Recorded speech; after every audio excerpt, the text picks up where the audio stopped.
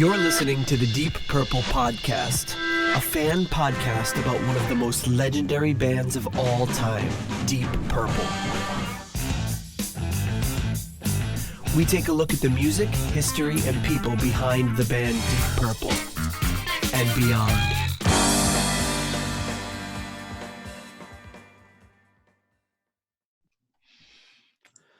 All right.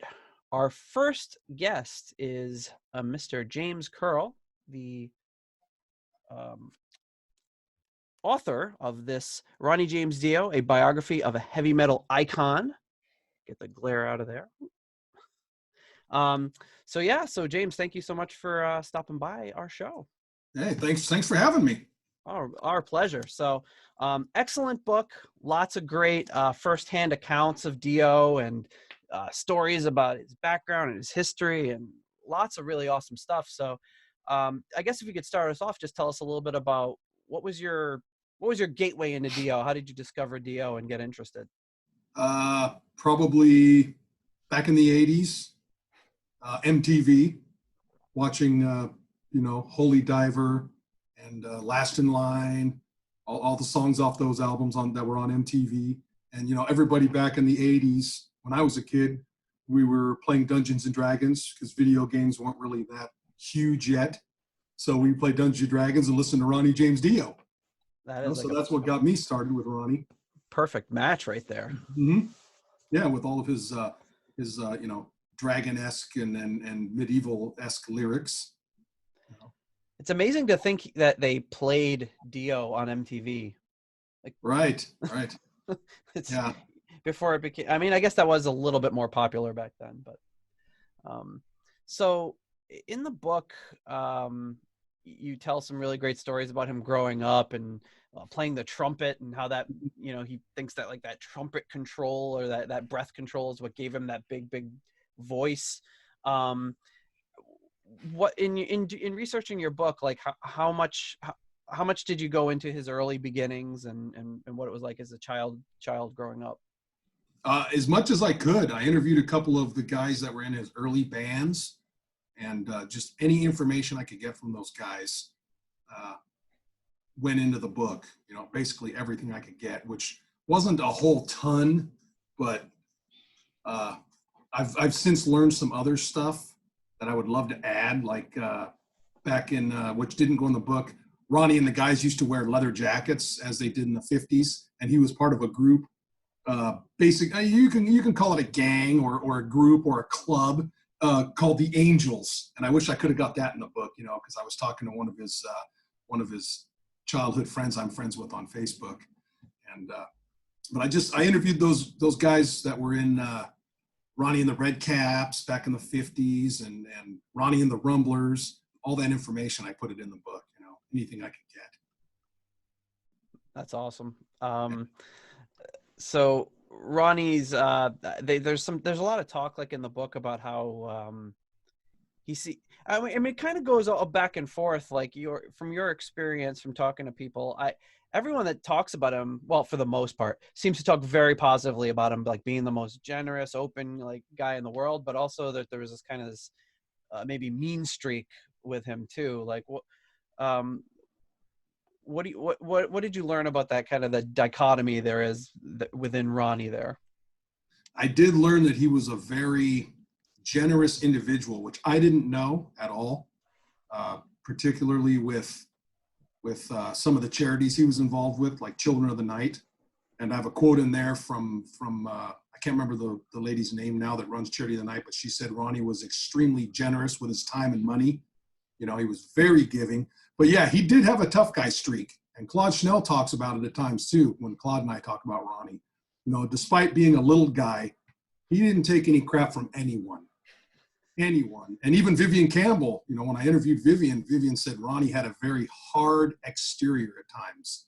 He was very much he wasn't afraid, despite being a little guy.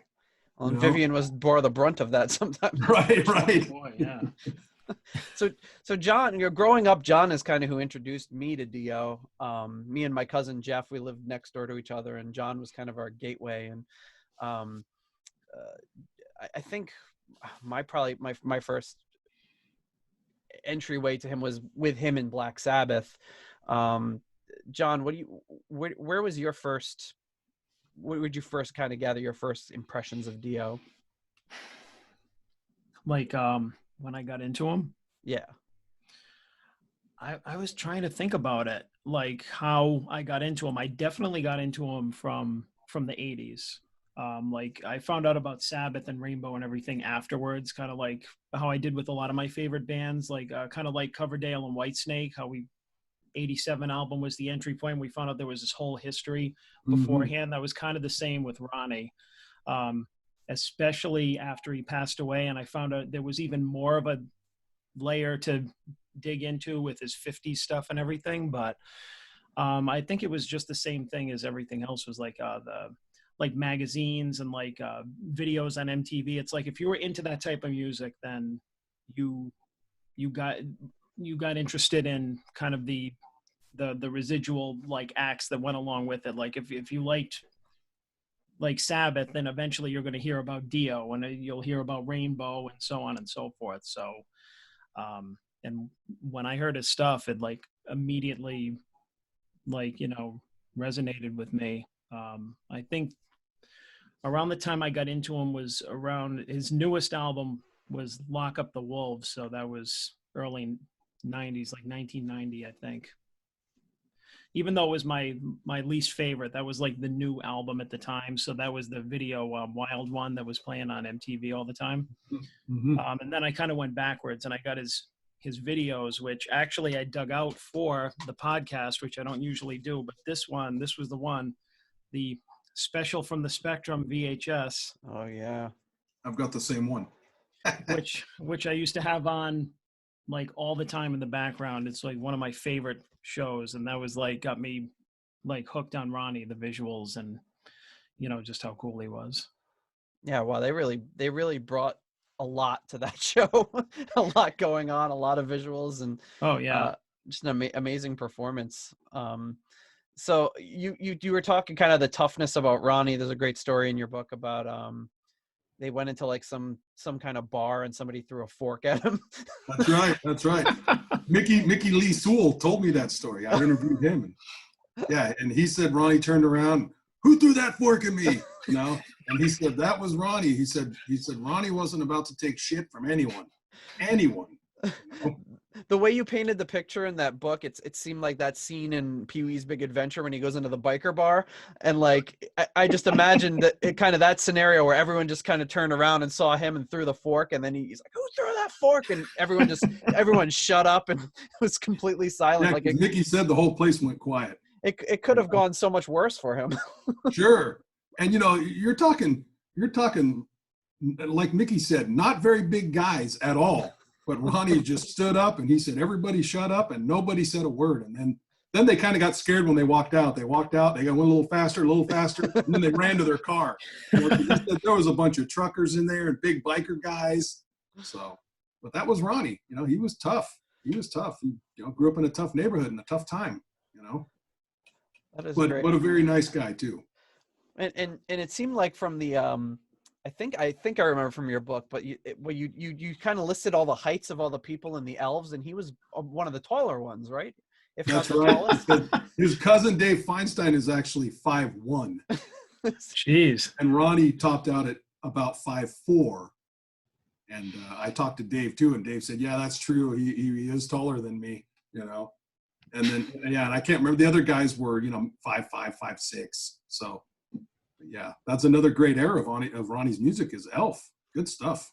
Yeah, we covered a few episodes ago, episode 48. We covered the first Elf album, and you did clear up something that we talked about on the album, which is that picture right there is actually Ronnie. It is. It is. Wow. Mickey Lee Sewell told me it was Ronnie, and they fixed him up and put some makeup on him and stuff, and it was Dave. I think he said it was Dave Feinstein who actually took the photo. Oh yeah, His cousin.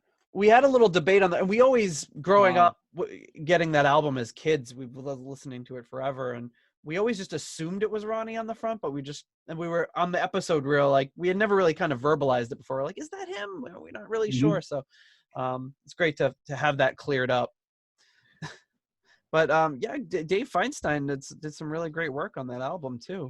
Yeah, he's a phenomenal guitar player, really is, and super nice guy. Oh man. And he would have been very young at that first Elf album, right? Oh yeah, because he was actually, I can't remember now, 5 or 7 years younger than Ronnie. Oh wow. So he was maybe 18, 19, somewhere around there, 20. Wow. Yeah, really young guy. There's another great story you have in the book about about I forgot what it was, a show that they were going to be playing. I don't know if it was with the elves yet or what it was, what stage it was along the process, but there's like a timid young, they had booked something wrong, and the timid young guy goes up to Ronnie because he has to tell him, we have a 3-hour show to fill and you were only supposed to play 45 minutes, and he's all scared, and Ronnie's just like, well, we'll play 3 hours, who cares, like just completely brushed it off, like but it's pretty amazing that just being prepared to play 45 minutes and just say, oh sure, we'll stretch it to 3 hours. Yeah. Dave told me the same thing. He remembered that show, and he was like, oh yeah, we just went ahead and played, for, it was 3 or 3.5 hours. They just stuck it out, and he goes, but that's what we love to do, we just play. And then they all got photos at the end. Those are some of the photos in the book of them actually at the end of the show. So that's great. I've been in bands before where we would have just had to say, we're gonna have to play the same thing 3 times. We don't have that much material. Wow. 10 times over. Yeah, it wasn't too long after that when they got discovered by Deep Purple. Yeah, and then they ended up playing with them for quite a bit. I was just covering some of the recent Made in Europe recordings were happening around this time. April 3rd, 5th, and 7th, I think, were the 3 shows that made up Made in Europe, and Elf was the opening act for them on those shows. Mm-hmm. So that's right. they were and soon after would be, I guess at concurrently at that time would have been recording with Richie. Yeah. And Feinstein said, when I talked to Dave, he said at that point, he said Zeppelin and Deep Purple were about the 2 biggest bands in the world at that point. And he said, next thing I know, we're touring with Deep Purple. He said it was amazing opening up for him. It's incredible. Yeah, lucky guys. You have there's some good stuff too. When we hopefully get a chance to talk with Claude, mentioning that I guess he mentions a couple times, you mentioned a couple times in the book that he brought people on with basically no audition, including Claude, mm-hmm. and saying, well, you played with Glenn Hughes, so if you're good enough for Glenn Hughes, sure, you'll be fine for me. He was just kind of shocked. Sure. Yeah. And Craig Goldie said the same thing. Craig Goldie said he didn't have an audition either. So was this like, what was that kind of, in your research, what was that level of trust Ronnie had with musicians? Well, he had already known the guys. So he had seen them play. He had seen Craig play, and he had seen Claude play, because he had actually wanted Claude to go on tour about a year earlier before Claude had really joined Dio. So he knew Claude was a phenomenal keyboardist, and he knew Craig was a great guitar player. So he didn't, there was no audition needed. He already knew they were good, and they could play the music, and they would fit well into the band, But yeah, those are the stories Claude told me, The book is this book has a lot of great stories. One of the ones that's the funniest to me is Ronnie had this, I guess from the car crash, he had like an issue with his hair kind of grew weird. Yep. And he had like this kind of swirly thing. So he had like a cowlick, or I guess. Yeah, cowlick, exactly. And they named it Eric. That's right. Because I interviewed, Claude's really good friends with a guy named Joey Belfori. And Joey was Ronnie's hairdresser for 20 years. He was the only guy to touch his hair for 20 years. And so I got on the phone with Joey, and we wound up talking about 5 or 6 times on the phone. And he told me just tons of stuff about Ronnie. And yeah, that's true. He said he named his cowlick Eric. And yeah, Ronnie was in a horrific car accident in about 1968 or 69. And Dave was in the car, and Mickey Lee Sewell, and what's the other guy's name? The guy who managed Motley Crue. Anyway, Ronnie went through the windshield and was basically scalped. It just tore his scalp. Wow. He had about, I can't remember what it was, 500 stitches or something, 500 or 600 stitches. ripped his scalp up, and it just, so he had a really bad scar, and Joey had to constantly cut his hair to help cover up the scar and keep that kind of hidden, But yeah, they're lucky they didn't get killed, Wow. Yeah, it was a drunk driver across the center line and hit him. Yikes. You mentioned too that people thought that Ronnie was kind of balding, but it was just from a remnant from that accident, right? Exactly. Yeah. He had a full head of hair, but that horrific scar just kind of messed up his scalp a little bit, So, Yikes. but Joey was pretty good at cutting his hair and keeping it hidden throughout the years. Wow. So yeah, obviously, Rainbow probably kind of solidified Dio as being, or started his path along being this like legendary heavy metal guy. Absolutely. I posted, in preparation for this episode, I posted some questions on Twitter like, hey, what's your favorite Ronnie song from Elf? What's your favorite Dio song from Rainbow? What's your favorite?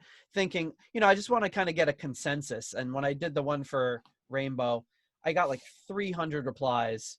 It just every song you could imagine. I mean, obvious ones, Stargazer, Gates of Babylon kind of came up a lot, but wasn't expecting that kind of response. So I was like, wow, it really kind of struck home. People that follow us, people that don't follow us, just all over the map, people responding about the Rainbow and Sabbath and Dio eras, just all of these different legendary heavy metal songs. So when we go into the Rainbow era, obviously kind of starts off a little tense.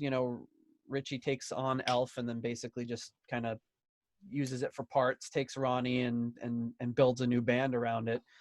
Did you get the sense that there was some kind of resentment from the get-go that Ronnie couldn't let go of from that? Yeah. And when I talked to Mickey Lee Sewell, everybody was kind of pissed off because they were just systematically getting tossed out of the band. That didn't make anybody happy.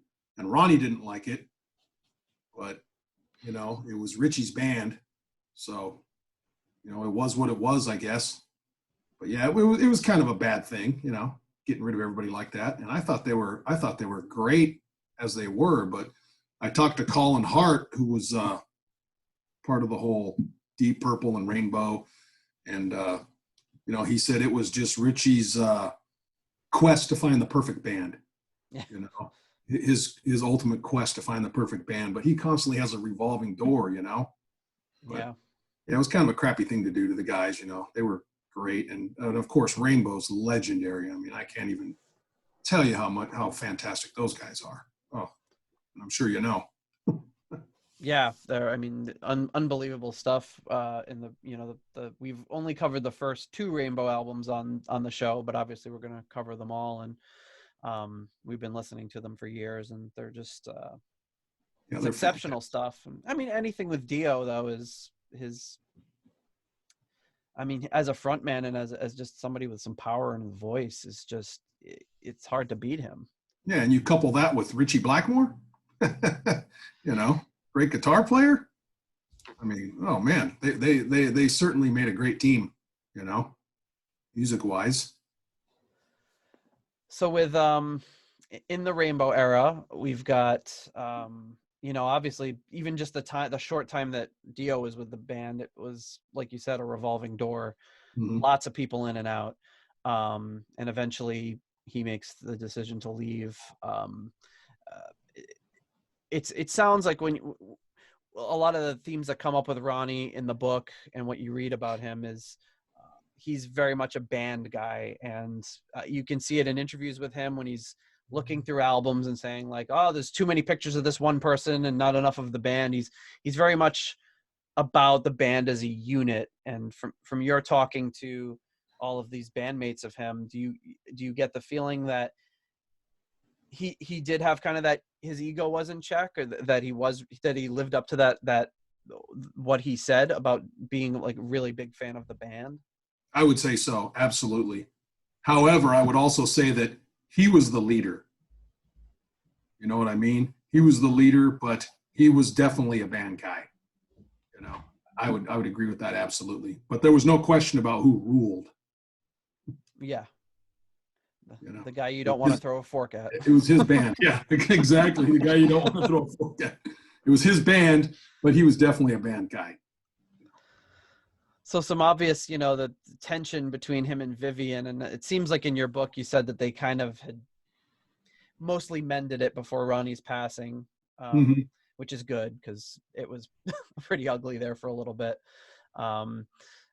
So it seemed to be kind of, in your book you talk a lot about how there was this constant, like, he had made this kind of verbal agreement with Vivian about payment, about his compensation, and maybe didn't live up to that, or maybe Wendy had stepped in, or Wendy wasn't aware of the agreement. Did you run into any other stories like that, or was it mostly the thing between him and Vivian? Just mostly between him and Vivian. Yeah. And to be honest, he didn't really live up to what they had agreed upon. I can see that now with all the research I've done, the people I've talked to, and a lot of it did have to do with Wendy, who was the manager at the time, but yeah. And it pissed Vivian off because the deal wasn't honored. So ultimately it led to him leaving, and some of the other band members weren't real happy about that. You'll get a chance to talk to Claude, and he felt it was very unfair, for Vivian to be fired that way, So, and it caused a lot of resentment with Vivian. It took him years to get over that, years. And when I talked to him during doing the book, when I interviewed him a couple of times, I could tell he was still a little bit pissed off. It still bothered him. Wow. 30 years later, I could tell it still pissed him off. So definitely. So if he was the only band member, like, what, if I'm understanding right, that there wasn't his contract wasn't honored, or it looks like it just, that wasn't like a business practice of like Ronnie and Wendy to, basically screw people over, is what you're saying. So right. Why do you think that it happened with Vivian in particular? Well, Vivian, from what I understand, Vivian was the only one that began questioning it. He said, hey, we had a verbal agreement between Ronnie, Vivian, Vinny Appice, and Jimmy Bain. Vivian was the one who started bringing it up and started bugging Ronnie about it. And it just escalated from there. The other two guys just kept their mouths shut, and they had a job in the band, they got paid, but Vivian wanted more. He wanted the agreement to be honored. And he was the one. And then Claude said Vivian was the one that just kept bugging Ronnie. And finally Ronnie said, I'm going to get rid of him. I want to get rid of him. And Vivian, well, you're fired. Well, I quit, one of those. Yeah. So, wow. But yeah, he was the one who kept bugging and kept doing it. So that's how it went. And Dio kind of went through quite a few different eras and changes, and of course this was, as we get into the late 80s, early 90s, it's the music industry and the tastes are changing a lot. So a little bit, I mean, you see it a little bit with some bands where they're just kind of sticking to their guns, and it sounds like Dio maybe sort of half-heartedly tried to capitalize on whatever the flavor of the day was, or sure.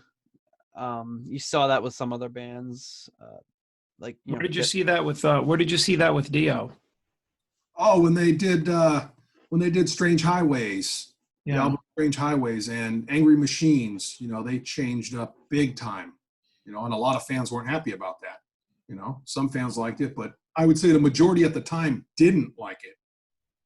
That's interesting, because if you ask Nate, when bands do a 180 like that, I usually hate it, and those are actually two of my favorite albums. When they came out, I loved the direction he went in, because it was like Ronnie got like 100 times heavier. So I was I was thrilled. Love Strange Highways. Love that album, and yeah, I think that album is really a gem, and it's gotten only more popular over time.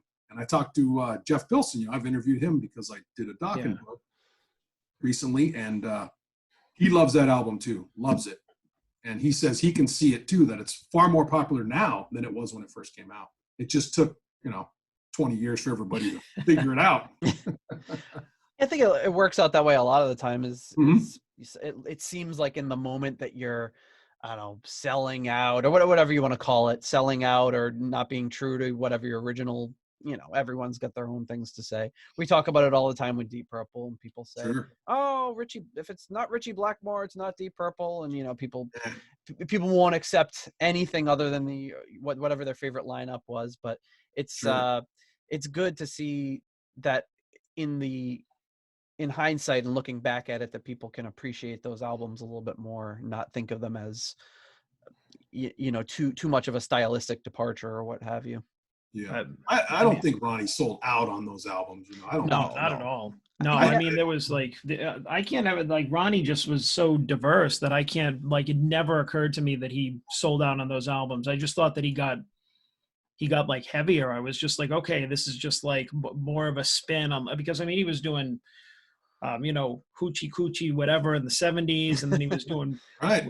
rainbows, wishing wells, dragons. So then he's doing like computers and like the Terminator or whatever. So I was just happy with all of it, because to me, it was just Ronnie evolving. And then, Yeah, exactly. That's the way I look at it. He's just, he's just going with it. And this is him evolving. Exactly. It's not selling out. I mean, you can tell when a band sells out, it's not what Ronnie did. There's like I don't bands think that anything sold out, but holy crap, Ronnie, no. And Strange Highways got, if anything, like you're saying, it got heavier. Yeah. Because I mean, I don't think anything on those two albums, like he was like, oh, these are going to be radio hits, Like, Yeah, no, it's not like exactly. He didn't wake up and go, I'm going to, get some big hair and some spandex. And no, he kept it rocking. Yeah. And honestly, I was kind of disappointed when he kind of went back to his roots, so to speak, when he did Magica. I was just kind of like, all right. I mean, at the time, felt like he'd already been there. Like, yeah, he's just like, oh, I mean, I thought it was cool. He decided to tackle like a concept album, and it was like a return to form and everything. But and Craig Goldie was back, but I was just kind of like, oh, I kind of wanted him to keep going in that direction. Right. That was my feeling. But I mean, time is, proven, just like with the other albums. When you listen back, it's much better than it was, to me at the time, Absolutely. Because I remember seeing him on that tour, and he played like, he was playing clubs, and he did like a bulk of the Magic album. And I was like, oh God, stop. I wanted to hear like anything else. It was like half the set was the Magic CD, and I was just not happy with it. But it was still Ronnie. So, I mean, I wasn't unhappy seeing it. Right. But I was kind of just like, oh man. I think if there's one thing doing the show has taught us, it's that maybe when we were listening to this stuff and we didn't have social media, we didn't have these big groups of people, we kind of formed our own opinions of these different albums. And one of the ones that comes up a lot is, not necessarily John, but with me, my favorite Mark II album is by Deep Purple is Who Do We Think We Are? Mm-hmm. And that's like almost literally no one else's favorite Mark II album. But I never really thought about it. And then when you get onto these, some of these groups on Facebook or whatever, it's just basically everyone kind of agreeing that like, well, we've all come to agreement that's the worst one and it's terrible. And not a lot of thoughtful dialogue about why that is. We talked about it on the show. It's not John's favorite, but I think we were able to kind of form before social media, maybe form some opinions on things that were kind of our own. And just from me, just sitting and listening to that album with nobody to really talk to about it. And it can be kind of the same thing with Dio, I'm sure too, as people just say, oh, well, those albums in the early 90s or whatever are not, we've all agreed that those are not the right ones, but diehard fans will have different opinions. Sure. Well, it also depends on your entry point too. Like, I mean, if there was somebody that was our age or even younger, like in the 90s, the mid to late 90s, and that was their Dio album, they might have more of a soft spot for it than the stuff that came out before they were born. Sure. Yeah, I like the stuff that I grew up with. I like, Holy Diver and Last in Line. Those are my first two albums, and those I listen to them all the time still, Everything else is second. Yeah. And you just went to the record store and you were like, I heard something by Dio and I really liked it. Let's see what they have. You didn't have no idea what the timeline or the discography. There was no website to check out. You just said, oh, okay, well, this is what the record store has today. I'm going to buy these one or two albums. This is how much money I have. And that's how you kind of got into it. Yeah, but you know, interesting thing though about that is like without social media, the print, you know, magazines and stuff like that. I think at least were a big influence on me, almost like social media, because when I would read like the polls or like the top 10 metal albums of all time, whatever, it's like, you know, Holy Diver, Last in Line, Rainbow Rising. It was just universally agreed upon, whoever was writing these articles. Those are the great ones. And then Long Live Rock and Roll was like the album before Ronnie quit. So that one sucked because, you know, that was his last album. Or Sacred Heart wasn't as good because there was tension in the band before Vivian got fired. So that one wasn't as good as the first two, but it's like, why wasn't it? It's because they said so. Right. And so it's kind of the same thing is like you keep reading the same, you know, articles in Hit Parader, Circus, Rip, whatever I used to read.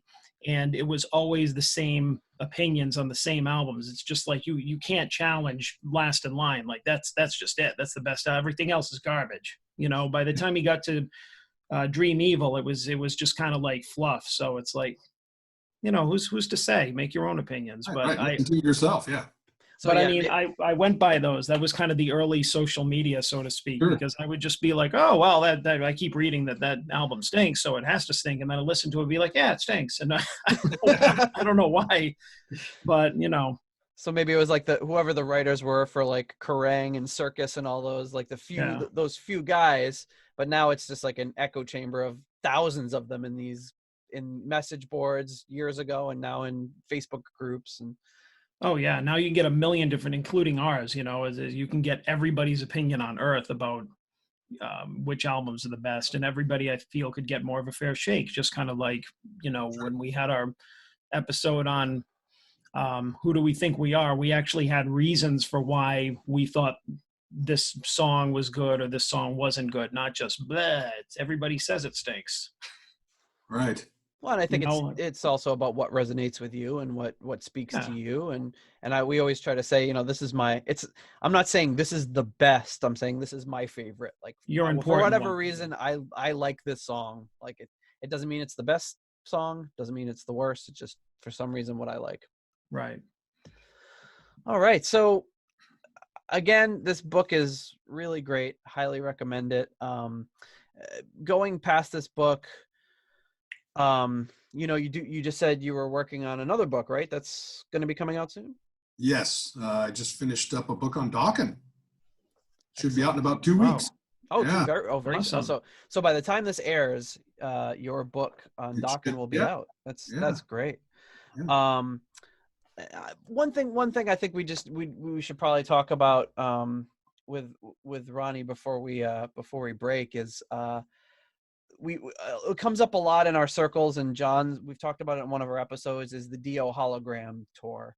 What are your thoughts or your feelings on that? I don't have any interest in it myself.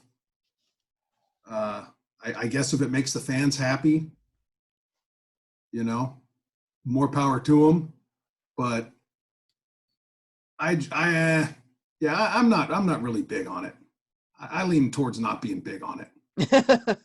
I lean towards not being big on it. That's a much less. The guy's, you know, he's passed away, and his music will live on, and you know. Have you? So I take it you haven't gone to see it live. Like no, I haven't. I have not seen it live, so I can't judge it. You know, I can't really judge it without seeing it. But just my feeling is, not a big fan. I don't. That's much less passionate than a lot of people who haven't seen it. I mean, I may go and it may be fantastic. I don't know. But if it makes fans happy, I guess it's okay. If it makes you happy and you've never seen Ronnie and you go there and you see a hologram, you know, I know a few of the guys I've interviewed from the bands, they have much stronger opinions. You know, if you interview Claude, he'll be more than happy to tell you his feelings on it. Oh boy, we'll have to hear this. So, but yeah, Have any of you guys seen it? I saw it when what was it, last summer? Yeah. Or yeah, I saw it when it was Summer was before? Summer before? yeah. And yeah, whenever it was, I saw it, and you know, I wanted to give it a try Sure. because I mean, I'd seen like I'm sure you have. I've seen Ronnie a bunch of times live, so I Right. mean, you know, that was the thing to measure it up against. And I've actually seen the Dio Disciples with Okay. Yeah. Ripper Owens singing, Yeah.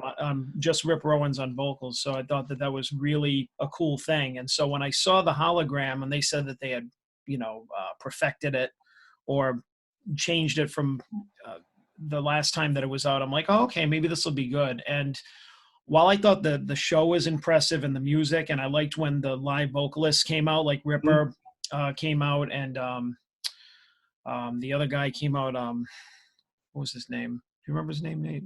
Uh, I The guy didn't. from Lynch Mob. Oni Logan. Yeah, Oni Logan was there. So they were both doing vocals in Okay. between, like the hologram being there and not being there. And I didn't really like the hologram itself because it live it looked kind of fake.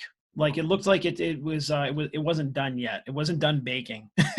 They didn't, you know, and a lot of the movements were really unnatural. Like, I mean, we've seen Ronnie live, so we know he Yeah. moved, and he did this really weird like swaying thing where he was like swaying down like this down near his knees, and I'm like, Ronnie never did that. That looks so I weird. saw it on YouTube, some of the clips, and it Yeah. didn't look the way he was moving did not look Yeah. like I remember seeing him. And I saw him 4 or 5 times. Yeah. And one time I saw him, I was 5 feet from the stage. I mean, I Yeah. could see the sweat dripping off his forehead.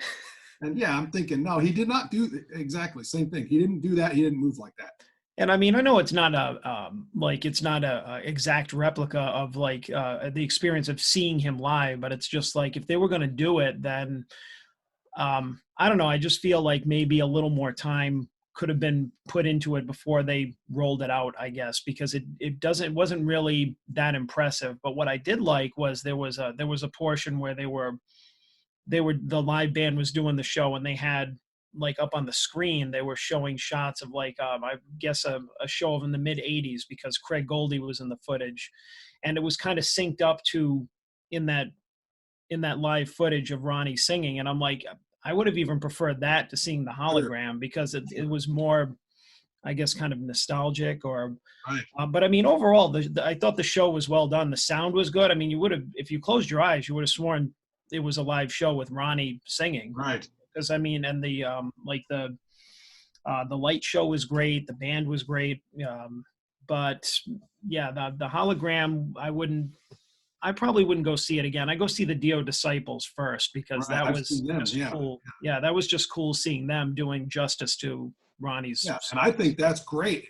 I like the idea of some tribute bands like that with maybe some original members, you know, or Yeah. guys that knew Ronnie or worked with them, or I have no problem with that. The Last in Line, Dio Disciples, guys like that.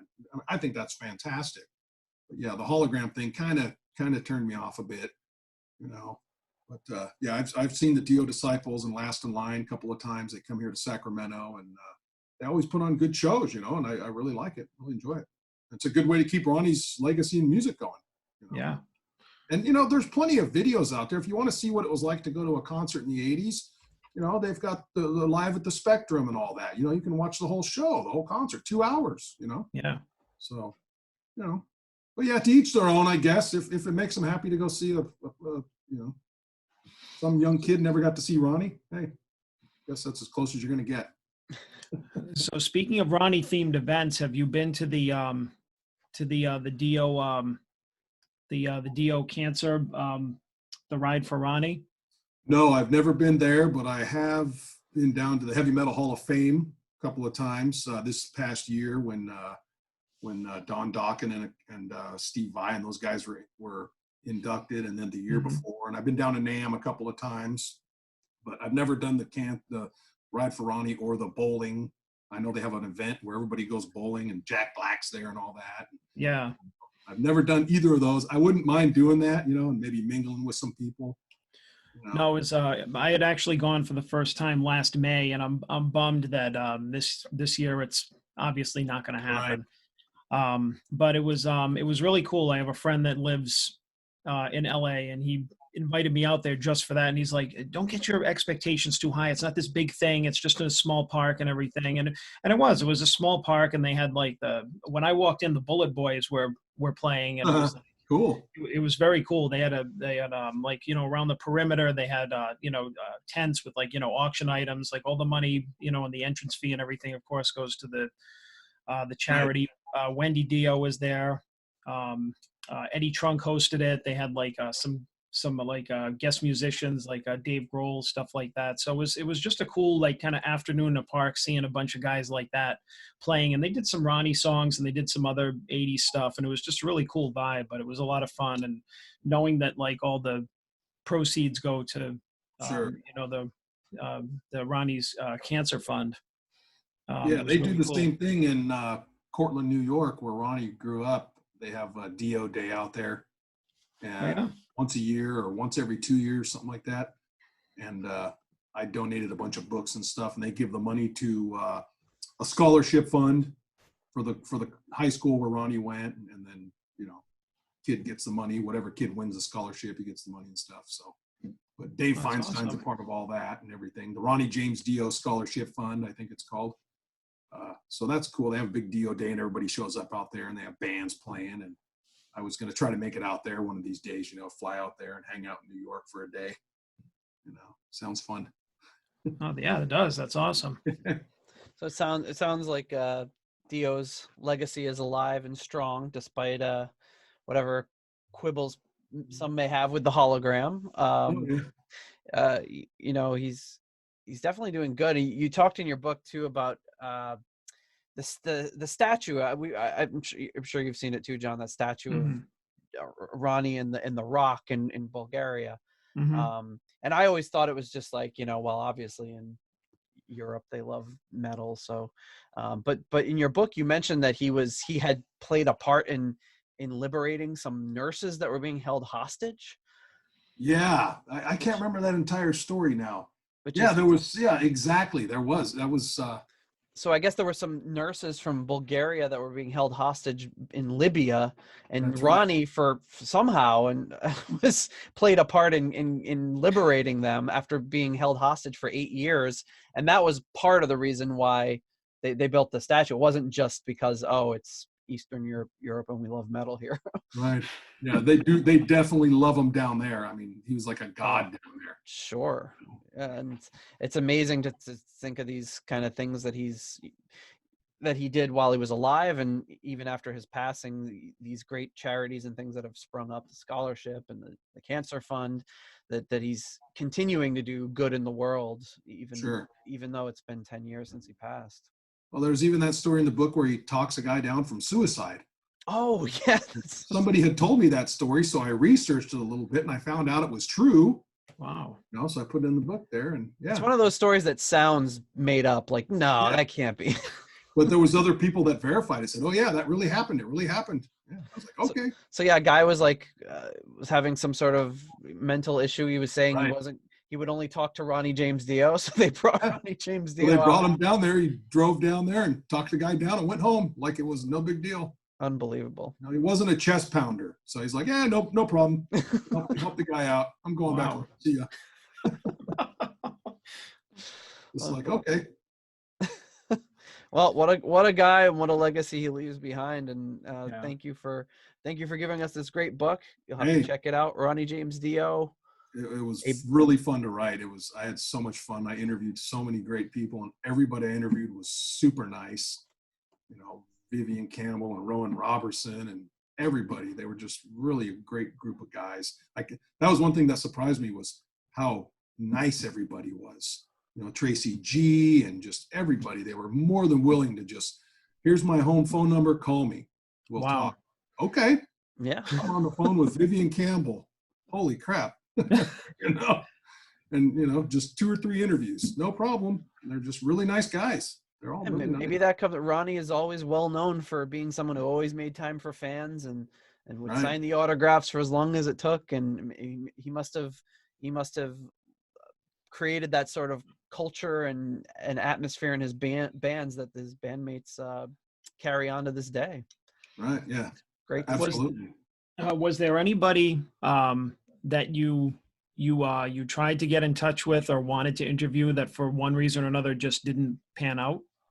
There were several guys that basically either did not respond back, even though I knew I got a hold of them, or, nobody really said anything, but there was some guys that didn't want to talk for one reason or another. Some guys wanted to write their own books. Some guys don't want to tell the stories and the secrets and the behind the scenes stuff. But, I just figured I'm going to take whoever wants to talk, I'll talk to. And I reached out to, probably 4 or 5 different people I wish I could have talked with. And for one reason or another, a couple of people, I tried to reach out and get a hold of Tony Iommi, and his, I don't know who it was, his manager or publicist said, well, if it's not an authorized biography, we can't talk to you. If you don't have permission.